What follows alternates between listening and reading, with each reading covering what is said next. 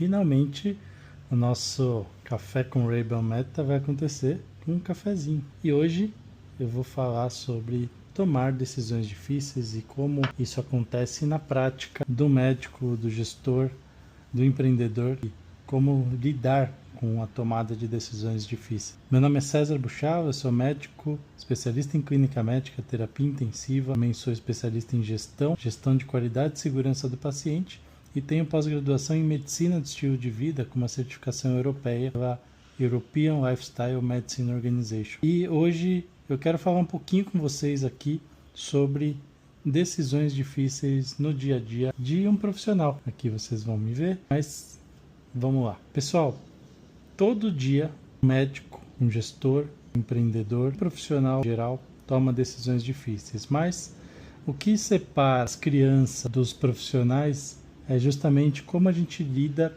com essa tomada de decisões difíceis e como a gente atua no sentido de não procrastinar essas decisões. Existem estudos que mostram que uma pessoa que toma decisões difíceis, ela tem uma maior probabilidade de prosperar, de ter melhores resultados. Então, quanto mais decisões que não são binárias, né, sim ou não, você toma, mais você consegue resolver seus problemas, mais você consegue lidar com frustrações e melhor você consegue sair de situações difíceis também. E no dia a dia tem pessoas que agem e lidam com as decisões difíceis de formas diferentes. Isso vai muito do perfil comportamental ou de liderança de que essa pessoa tem.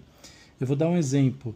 Então, dentro do cenário de terapia intensiva, por exemplo, a gente tem muitas vezes que tomar uma decisão rápida e difícil ao mesmo tempo. Nem sempre a gente vai ter muito tempo para raciocinar e às vezes esse raciocínio rápido vai ajudar a gente a mudar o prognóstico e o resultado de um paciente. Vou dar um exemplo. Se eu estou numa situação de uma arritmia cardíaca, o paciente tem apenas ali um monitor cardíaco e o exame físico para a gente tomar uma decisão. E esse intervalo entre avaliar o monitor cardíaco e decidir por dar um choque, por exemplo, para cardioverter um paciente, é um cenário que deve demorar no máximo 2-3 minutos. É uma tomada de decisão muito rápida. Nem sempre a gente vai ter o tempo para fazer um eletrocardiograma, que é um exame um pouquinho mais demorado e que vai gerar para a gente, às vezes, um diagnóstico até mais preciso. Porque nesses 2 a 3 minutos, se eu espero mais do que isso, às vezes para montar um eletrocardiograma, né, e geralmente o aparelho até ser montado vai demorar mais ou menos esse tempo, aí, uns 2 minutos, né, por uma pessoa experiente, mais a leitura, que vai demorar talvez quase 1 minuto. Esse tempo pode gerar uma deterioração do ritmo cardíaco do paciente e uma arritmia mais grave a ponto dele ter uma parada cardiorrespiratória. Então eu não posso muitas vezes esperar um eletrocardiograma e eu vou ter que avaliar o monitor cardíaco e tomar essa definição entre dar um choque ou não dar um choque. Esse é um exemplo clássico. Mas na própria terapia intensiva existem decisões que a gente consegue às vezes maturar melhor, eventualmente até tomar uma decisão imediata no momento, mas num second look, uma segunda olhada, né, num segundo momento, repensar naquela decisão e voltar atrás e até mesmo tomar uma decisão mais apropriada. Eu vou dar um outro exemplo que aconteceu comigo nessa última semana e que eu até comuniquei um pouco nas redes sociais. Nós decidimos por indicar a traqueostomia para um paciente na UTI, tá? Um paciente fictício que eu vou falar aqui, que vinha entubado há algum tempo, mais de 15 dias, na UTI. Acima de 14 dias, a gente considera que a traqueostomia é procedimento para melhorar a retirada e facilitar a retirada da ventilação mecânica e ela é indicada. Obviamente, a indicação ela é muito variável de paciente para paciente. Tem pacientes que a gente indica até antes, quando já tem um quadro neurológico instalado, e tem pacientes que a gente demora um pouco mais. Essa paciente já vinha aí com 16 dias de tubo, a gente indicou a traqueostomia. Passou-se um final de semana e por uma questão logística do centro cirúrgico essa traqueostomia não aconteceu. Na segunda-feira passada a gente reavaliou a paciente e ela tinha condições de ser estubada, ela estava num bom momento. Apesar dos riscos, a gente optou por tentar a estubação, deu certo e hoje ela estava indo de alta da UTI.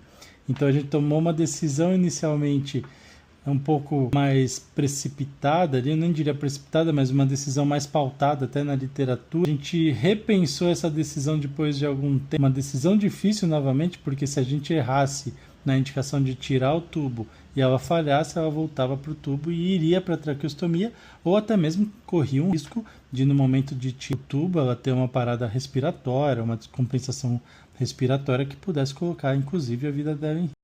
Então, na medicina, é muito comum a gente ter que tomar decisões difíceis para melhorar a vida de um paciente ou para mudar o prognóstico de uma doença. Na gestão é a mesma coisa, né? Muitas vezes a gente está dentro de uma empresa e a gente precisa tomar decisões de corte de custos, desligamento de funcionários ou até mesmo de cancelamento de um software, de um programa que a gente comprou ou adquiriu, ou até mesmo de redução de uma ala, né? Um hospital, por exemplo, eventualmente fecha alas do hospital com muita frequência quando vê que tem uma ocupação baixa, né? Essas tomadas de decisão, quanto menos quanto mais rápidas, né, resolutivas, eficientes elas forem, melhor é para a operação. Porque se você posterga muitas vezes, reduzir um custo, fechar uma unidade ociosa, o seu custo, o seu prejuízo, ele só vai se somando.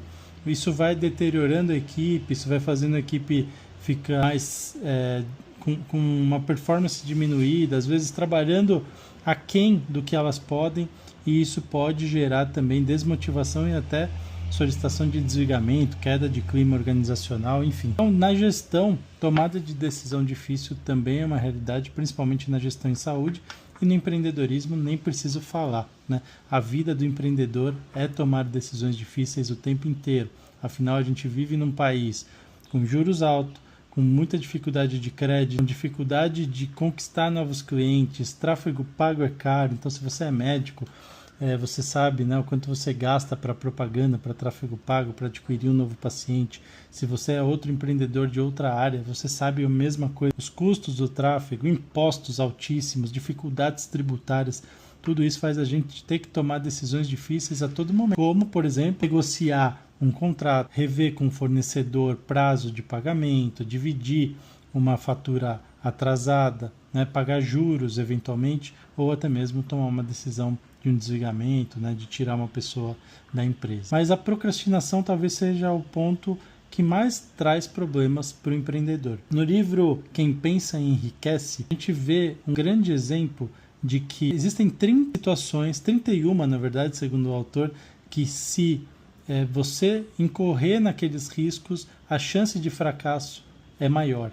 E a procrastinação é uma delas. Então, quem vence a procrastinação, quem atua de forma contrária a ela, quem consegue ter uma boa gestão do tempo e principalmente priorização do seu tempo, sai na frente e tem melhores resultados. Eu vou deixar aqui embaixo a referência do livro, Quem Pensa Enriquece, mas que é um livro excelente, que eu estou lendo, inclusive, recentemente, e também fazer você refletir, né? Como é que você está tomando suas decisões, como você está procrastinando dentro do seu trabalho, o que você tem visto dentro dos seus resultados negativos que podem estar atrelados à procrastinação, à dificuldade de bater de frente com decisões difíceis, né? Pensa nisso, comenta aqui embaixo o que você achou desse vídeo, também comenta o que você quer ouvir no nosso próximo Café com Ray-Ban Meta, aqui hoje patrocinado, não tem patrocínio nenhum, estou brincando, mas hoje tomamos um Nespresso aqui, um ristretto que eu adoro, café forte, e é isso, pessoal. Estamos de volta com força total, proposta de novo dos nossos vídeos dessa linha editorial semanalmente. Segue lá no Instagram, Dr. César Buchala, TikTok, Kawaii, Substack, também no Spotify com a nossa linha editorial lá, que é Entre Planilhas e Plantões, LinkedIn, tem também nosso editorial no LinkedIn, nossa newsletter. Então, fica com Deus, uma ótima semana e nos vemos na próxima.